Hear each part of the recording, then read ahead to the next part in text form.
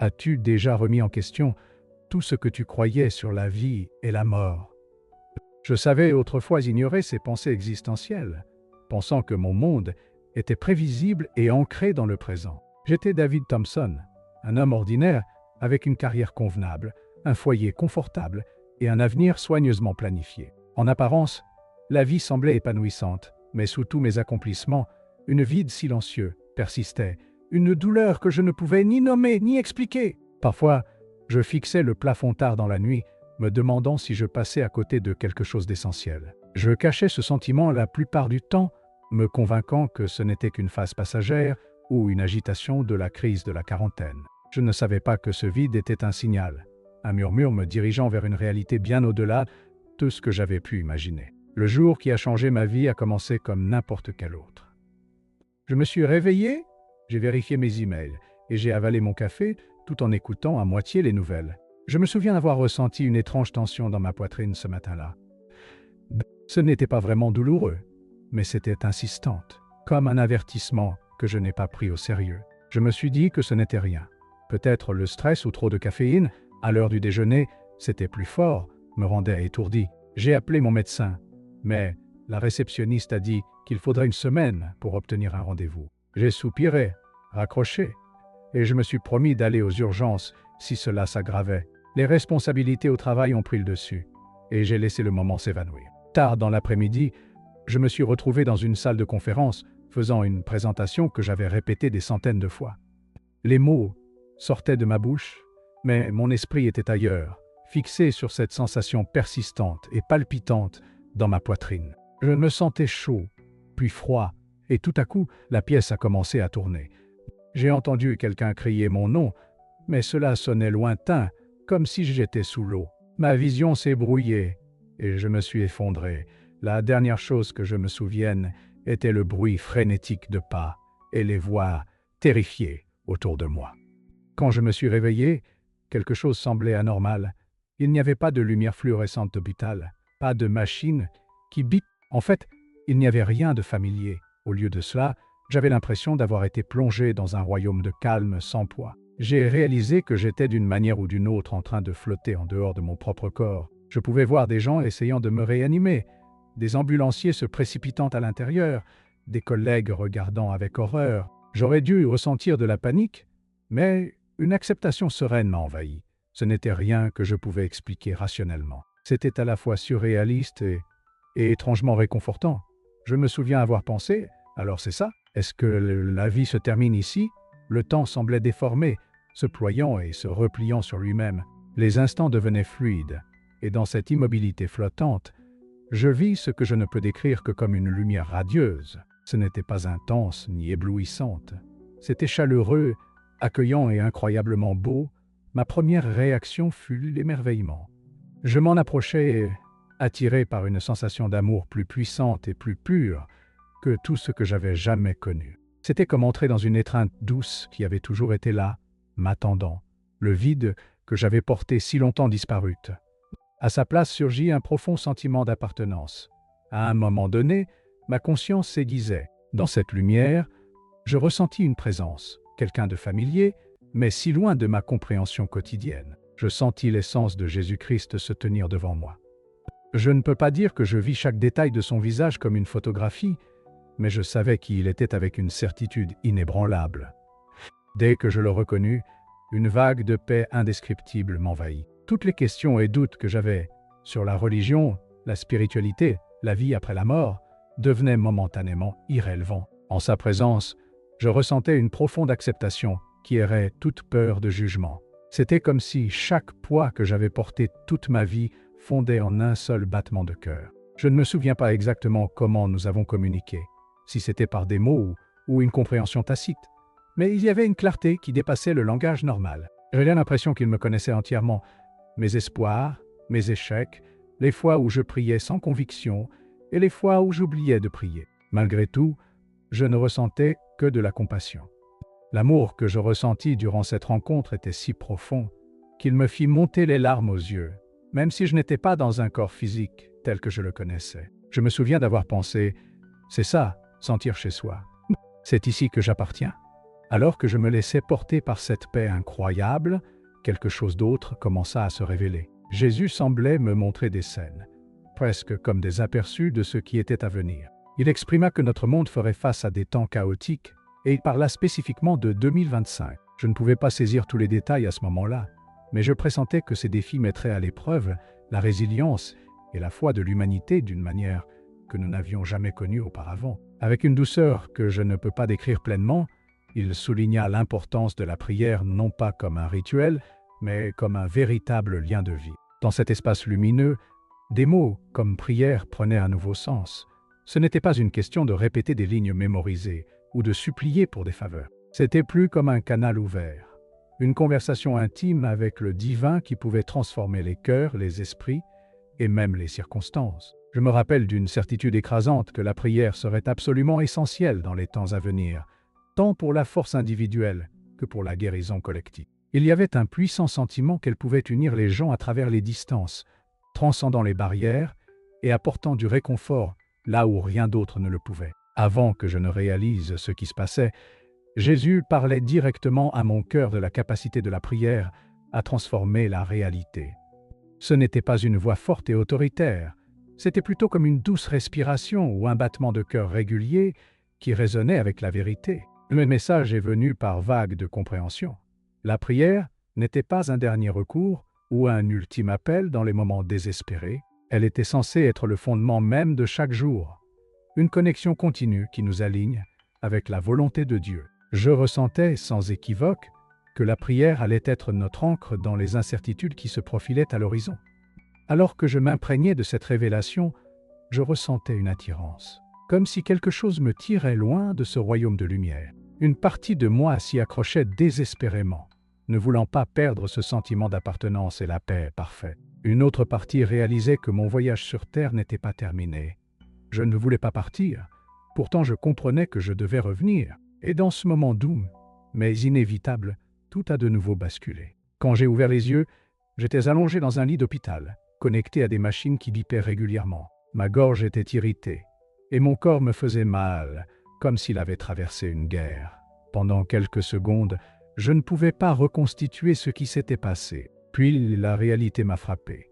J'avais fait un arrêt cardiaque, ou du moins, j'étais proche de la mort pendant ces quelques minutes critiques. Les médecins parlaient d'un événement cardiaque, possiblement déclenché par un problème cardiaque non diagnostiqué. Je pouvais voir le soulagement sur leur visage.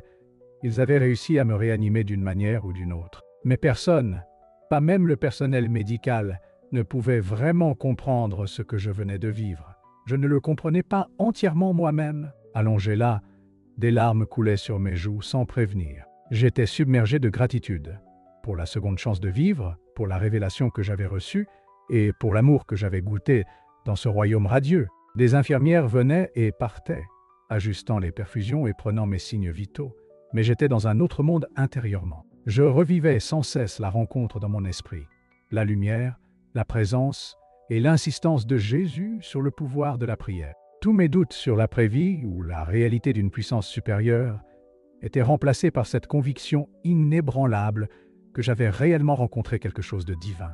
J'ai passé des jours à l'hôpital à récupérer, physiquement affaibli, mais spirituellement éveillé. Mon médecin insistait pour davantage de tests, un repos prolongé et une liste de médicaments pour soutenir mon cœur. Des amis et de la famille ont appelé, visité et envoyé des messages. Ils ont dit que j'avais l'air différent, plus calme, plus en paix. Ils parlaient d'une lueur dans mes yeux qui n'était pas là auparavant.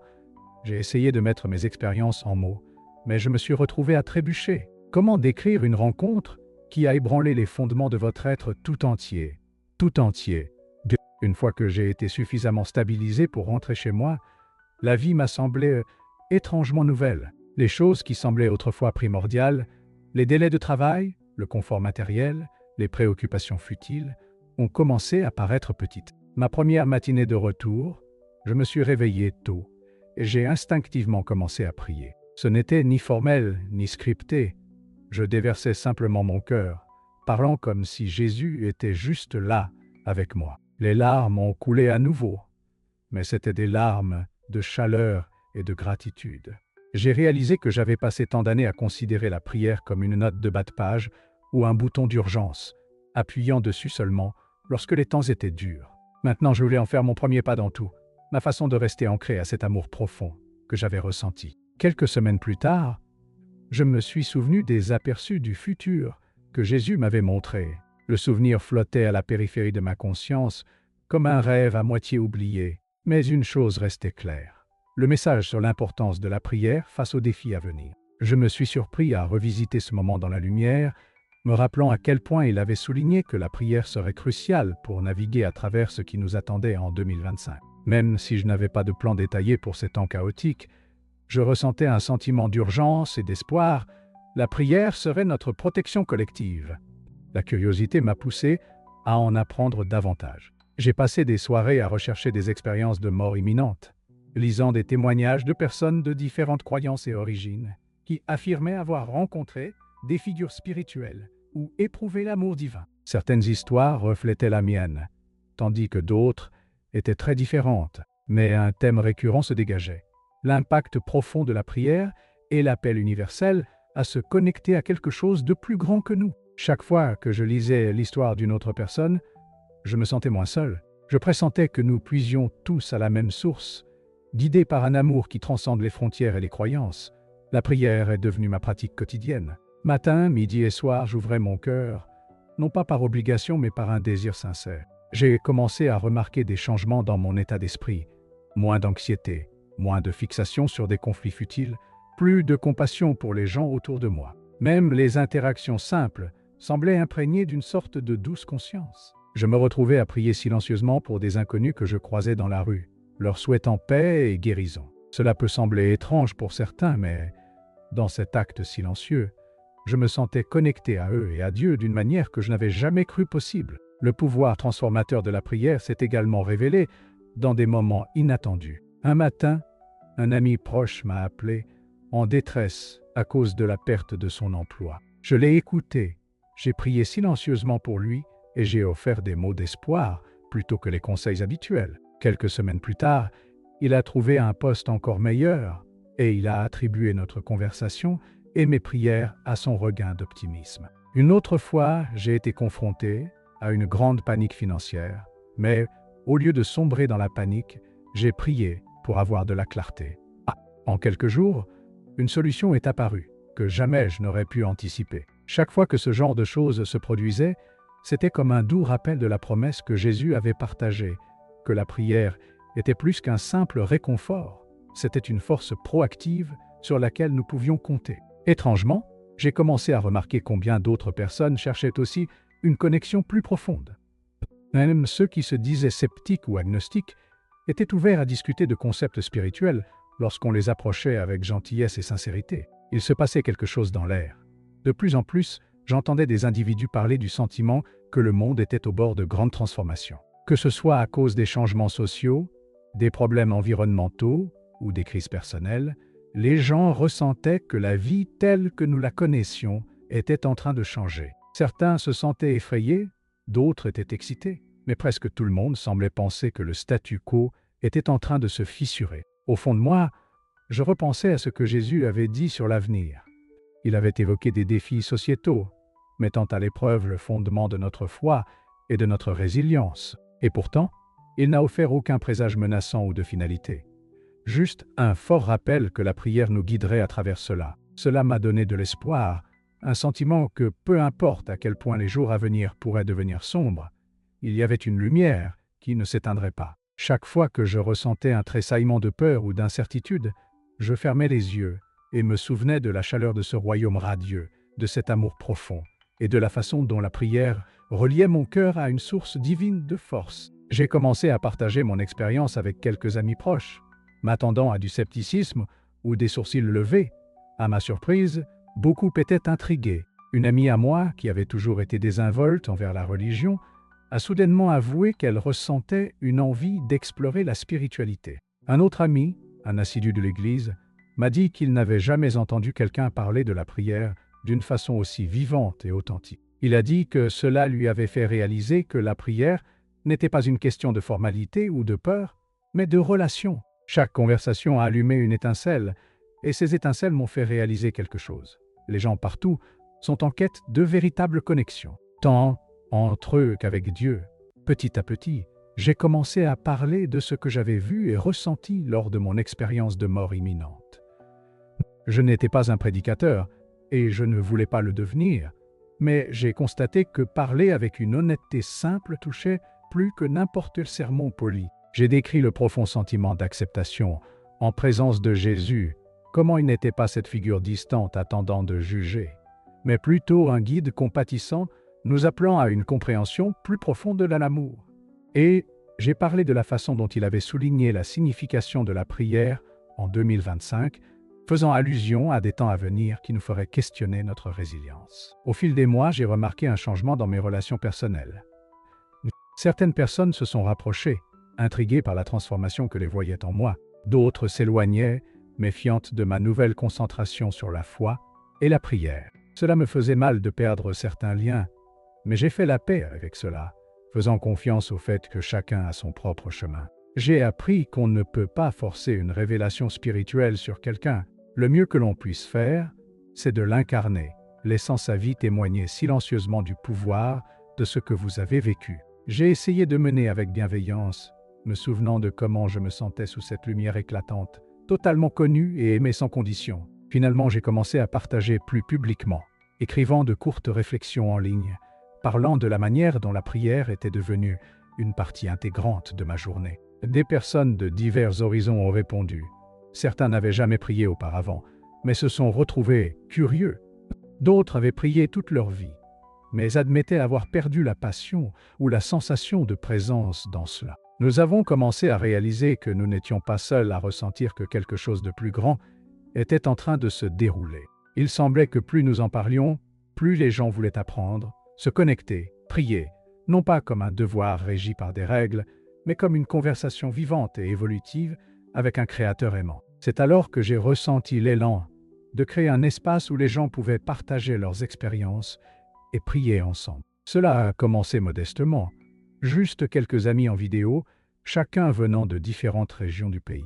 Nous échangions des histoires, réfléchissions aux défis de la semaine et prions les uns pour les autres. C'était incroyable de ressentir cette chaleur collective, même à travers un écran. Nous terminions ces appels avec des cœurs plus légers, une énergie renouvelée et un véritable sens de communauté. Le groupe a commencé à grandir alors que des amis invitaient d'autres amis. Rapidement, je recevais des messages d'inconnus à l'autre bout du monde qui avaient entendu parler de nos rassemblements virtuels et voulaient rejoindre. Dans chaque session, nous avons trouvé des raisons d'être reconnaissants, même au milieu des épreuves personnelles, des maladies familiales ou des troubles mondiaux. Un homme qui luttait contre la dépendance a découvert que la prière quotidienne et le soutien de notre petite communauté lui offraient le courage de demander de l'aide professionnelle. Une autre femme a dit qu'elle avait combattu l'anxiété pendant des années, mais après avoir accepté la prière comme un dialogue avec Dieu, plutôt qu'une supplication désespérée, elle a ressenti une diminution de son anxiété. Ces histoires ont confirmé ce que j'avais appris lors de ma expérience de mort imminente. La prière ne se contente pas de consoler, elle transforme. Tout au long, je portais le rappel silencieux de l'année 2025. Chaque fois que je priais, je demandais des conseils sur la meilleure façon de me préparer.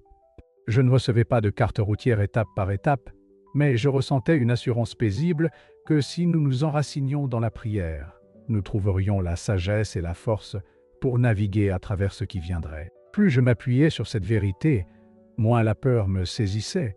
Je comprenais que la vie aurait toujours des incertitudes, que ce soit en 2025 ou à toute autre année. Mais l'incertitude ne devait pas me paralyser, car la prière ancrait mon cœur dans un amour qui était plus grand que n'importe quel problème ou crise. Alors que la nouvelle de mon expérience se répandait, je commençais à recevoir des histoires personnelles de personnes qui avaient également fait face à des situations de mort imminente ou à des moments spirituels profonds. Elles décrivaient des rencontres avec une lumière indescriptible, avec des êtres angéliques ou même avec des êtres chers disparus. Les détails variaient, mais elles partageaient toutes ce même sens de l'amour inconditionnel et de l'acceptation. Lire leurs témoignages ressemblait à recevoir des cartes postales d'un endroit lointain que nous avions tous visité. Je voyais comment ces histoires transpiraient au-delà des barrières culturelles et religieuses. Certains écrivaient de milieux chrétiens, d'autres de différentes croyances, et quelques-uns sans système de croyance formelle. Pourtant, l'essence restait constante. Un amour qui dépassait le jugement, nous incitant à prendre soin les uns des autres et à maintenir une connexion authentique avec le divin à travers la prière ou la méditation. Parfois, je me demandais si ma rencontre n'avait pas été une hallucination ou un produit de mon cerveau en crise. Mais ensuite, je me rappelais la clarté vive de la lumière, la présence indéniable de Jésus et les vérités profondes que je ne pouvais pas simplement inventer. De plus, la transformation dans ma vie quotidienne était réelle. Ma perspective avait changé de manière que la logique ne pouvait pas facilement rejeter. J'appréciais mes relations plus profondément, je trouvais une passion renouvelée pour aider les autres. Ma capacité d'empathie avait augmenté. Tous ces changements semblaient être des résultats naturels d'une expérience spirituelle authentique et non une illusion passagère. Les gens me demandaient souvent si le Jésus que j'avais rencontré était le même que celui dépeint dans les textes religieux.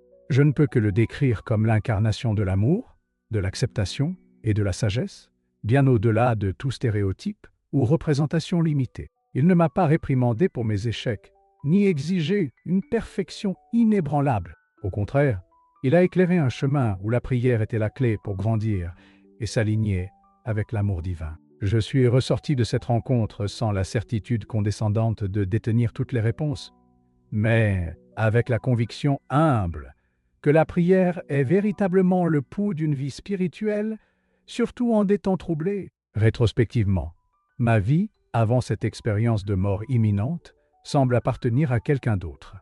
Je suivais un chemin défini par la routine, l'ambition et une satisfaction silencieuse. Je n'avais aucune idée de l'importance de nourrir une dimension spirituelle au quotidien. Aujourd'hui, je vois tout comme interconnecté. La prière n'est pas seulement une pratique religieuse, c'est un pont entre nos cœurs et la grâce illimitée qui nous soutient. Lorsque Jésus m'a parlé dans cet espace radieux, il ne faisait pas de promesses creuses. Il révélait comment nous pourrions rester fermes malgré les défis à venir, en nous ancrant dans une communion quotidienne et sincère avec Dieu. Avec le temps, j'ai commencé à remarquer que lorsque je priais, mes intentions changeaient. Je devenais moins concentré sur ce que je pensais avoir besoin ou vouloir, et plus réceptif à la guidance. Il ne s'agissait pas de forcer des résultats, mais de faire confiance à une orchestration divine qui souvent dépassait ma vision limitée. Par exemple, lorsque je priais pour un problème au travail, de nouvelles opportunités ou solutions surgissaient d'une manière que je n'aurais pu orchestrer seul. Quand je priais pour des membres de ma famille en difficulté avec leur santé, des portes s'ouvraient vers de meilleurs traitements et un soutien émotionnel. Et dans chacune de ces situations, il semblait que je coopérais avec un flot de grâce, plutôt que d'essayer de prendre le contrôle des courants naturels de la vie. À cause de ces changements, les gens me demandaient plus souvent des prières. Je faisais de mon mieux pour honorer chacune d'elles, croyant qu'une simple prière sincère pouvait raviver l'espoir et la guérison. Ce qui m'a impressionné, c'est que la prière éveillait aussi la compassion. Cela m'a motivé à passer à l'action concrète, à appeler un voisin solitaire, à faire du bénévolat dans des abris, à partager des ressources avec ceux dans le besoin. Cela m'a appris que la prière n'est pas une échappatoire à la réalité. C'est ce qui nous permet d'aborder la réalité avec clarté et amour. La curiosité pour les histoires des autres m'a poussé à rassembler leurs expériences, tant miraculeuses que quotidiennes. Des amis ont commencé à me confier leurs récits. Certains parlaient de moments remarquables de synchronicité, d'autres de petites mais significatives réponses à des prières qu'ils avaient vécues. En conséquence, le sentiment de communauté s'est renforcé. Nous avons réalisé que la prière nous unit dans une tapisserie invisible. Plus nous partagions, plus cette tapisserie devenait solide, tissant ensemble des histoires de rédemption, de seconde chance et de foi renouvelée. C'était comme si nous étions tous préparés pour un avenir où la force spirituelle serait essentielle. Bien que je parle de 2025 et de son importance, je ne prétends pas savoir exactement comment les événements se dérouleront. Mon expérience de mort imminente ne s'est pas accompagnée d'un calendrier ou de prophéties sous forme de points. Mais elle a apporté un message clair. Nous entrons dans une phase où nos prières collectives, notre intention unifiée de cultiver l'amour, l'empathie et la guérison seront cruciales. Que ce soit face à des troubles sociaux, des catastrophes naturelles ou des crises personnelles, la prière nous aidera à naviguer ces défis avec grâce, transformant la peur en espoir, le tumulte en calme et l'aliénation en connexion. Alors que cette prise de conscience prenait racine, je me sentais obligé d'élargir encore la communauté. Les réseaux sociaux se sont révélés utiles pour rassembler des personnes venues de différentes parties du monde. Nous avons organisé des cercles de prière en ligne à des moments précis, invitant quiconque était intéressé à se joindre à nous, peu importe où il se trouvait. Peu importait si quelqu'un s'identifiait comme chrétien, juif, musulman, ou s'il n'avait aucune étiquette religieuse. L'essentiel était de se concentrer collectivement sur l'unité, la compassion et la guidance divine. À chaque fois, les retours étaient puissants.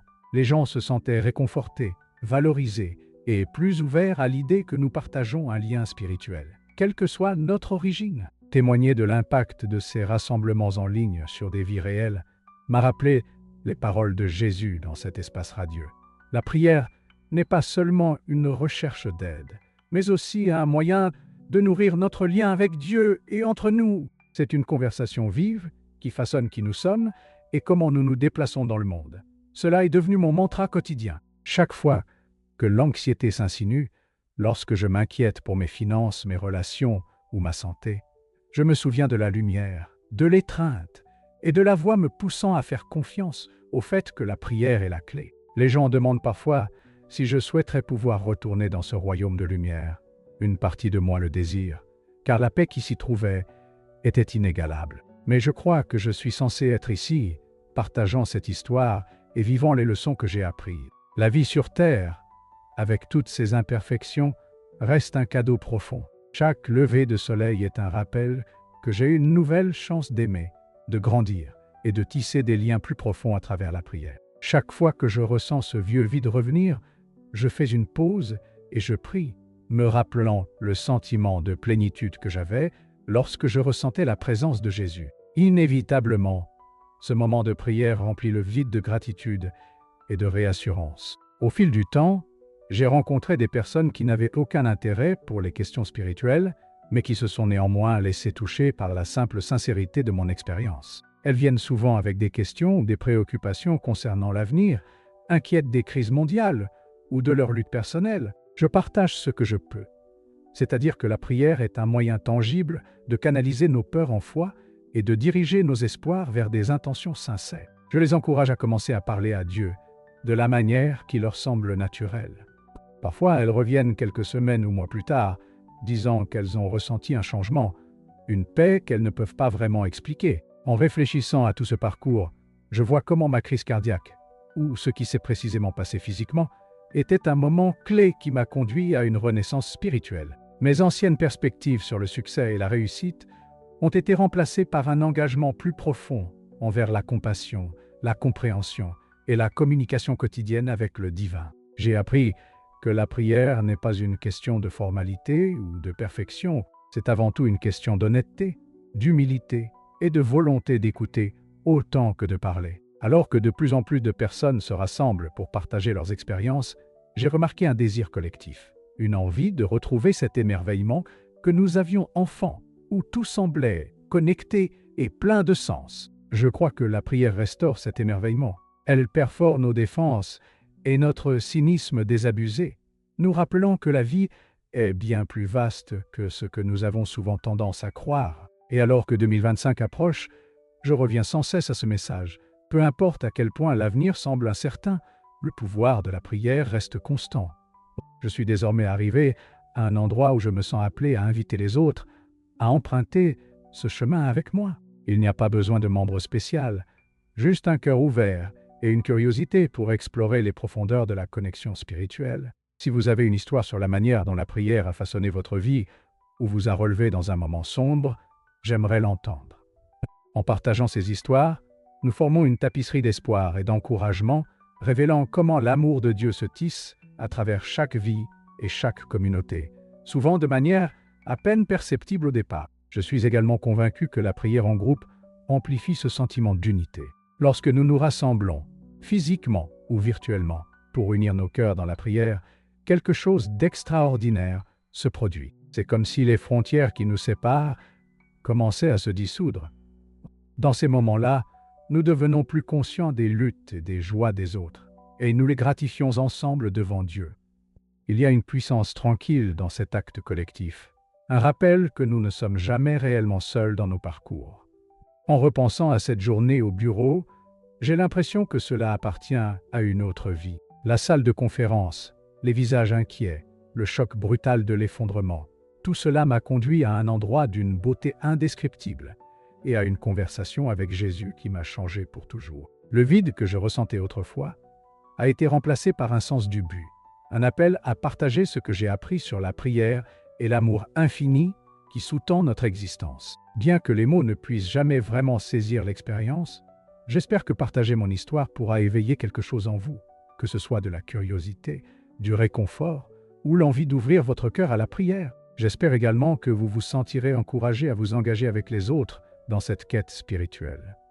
Peut-être commencer un petit cercle de prière avec des amis ou simplement partager votre témoignage en ligne. Cela peut sembler être un petit geste, mais cela peut être le début d'un effet d'entraînement profond. Les gens en dehors aspirent à un sens de communauté, à la certitude qu'il y a plus dans cette vie que la routine quotidienne. Et qui sait comment votre histoire personnelle pourrait être celle qu'une autre personne a besoin d'entendre. Tout ce que je peux dire avec certitude, c'est ceci. Ma rencontre m'a appris que la prière est bien plus qu'un ensemble de mots. C'est un dialogue vivant, une connexion sacrée qui peut redéfinir non seulement nos vies individuelles, mais aussi l'atmosphère collective qui nous entoure. Chaque fois que le doute s'immisce, je me souviens de cette lumière éclatante et de ce sentiment de paix absolue. Je me rappelle la voix douce de Jésus, me rappelant que le pouvoir de la prière nous guidera à travers n'importe quelle tempête, surtout dans les jours à venir. Et chaque fois que je pense à cela, je suis renouvelé par un sens inébranlable d'espoir. Je vous invite donc à me rejoindre dans ce voyage. Si vous ressentez une agitation, une douleur ou une curiosité à propos des dimensions plus profondes de la vie, vous n'êtes pas seul. Envisagez de partager vos pensées, vos questions ou vos propres expériences. Construisons une communauté ancrée dans la foi, le dialogue ouvert et le soutien dans la prière les uns pour les autres. Si mon histoire résonne en vous, je vous encourage à réfléchir à la manière dont la prière peut devenir une partie significative de votre routine quotidienne. N'attendez pas la prochaine crise pour chercher cette connexion. Faites-en une pierre angulaire de votre vie dès maintenant et voyez comment cela transforme votre vision et vos interactions. Je suis venu à réaliser que notre lien avec Dieu, nourri par la prière, est l'une des forces les plus puissantes qui existent. Cela nous aide à rester fermes lorsque le monde semble instable. Cela éclaire notre chemin lorsque les circonstances semblent sombres. Cela crée des ponts entre des divisions que nous pensions infranchissables. Plus important encore, cela nous rappelle que nous sommes vus, aimés et guidés par une présence bien plus vaste que nous ne pouvons comprendre. Même à l'approche de 2025, avec son lot d'incertitudes, je suis en paix car je fais confiance à la promesse que la prière nous connecte à un amour divin prêt à nous soutenir et nous guider à travers chaque défi. Mon expérience de mort imminente m'a rappelé que la prière n'est pas seulement une demande d'aide dans les moments difficiles. Il s'agit de cultiver une relation avec Dieu qui nous transforme de l'intérieur. Cette relation donne un sens à notre vie et renforce notre résilience, faisant de nous des instruments de compassion dans un monde qui en a désespérément besoin. Aujourd'hui, je partage cela avec vous en espérant que quelque chose dans mon histoire vous pousse à explorer votre propre capacité de croissance spirituelle, de prière sincère et de connexion authentique avec les autres qui empruntent ce chemin.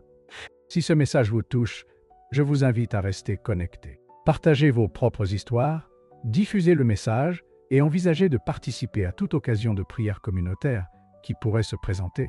Nous pouvons découvrir ensemble comment ces moments d'intention partagés nous élèvent tous. Et si cette expérience vous a touché d'une manière ou d'une autre, je vous serai reconnaissant de prendre un moment pour vous abonner ou suivre, afin de faire savoir aux autres qu'il y a de l'espoir, de l'amour et de la force dans la prière. Merci de faire partie de ce voyage avec moi. Puisse-vous trouver la paix, la force et un nouveau sens à la vie en marchant main dans la main, guidés par la foi et unis dans la prière.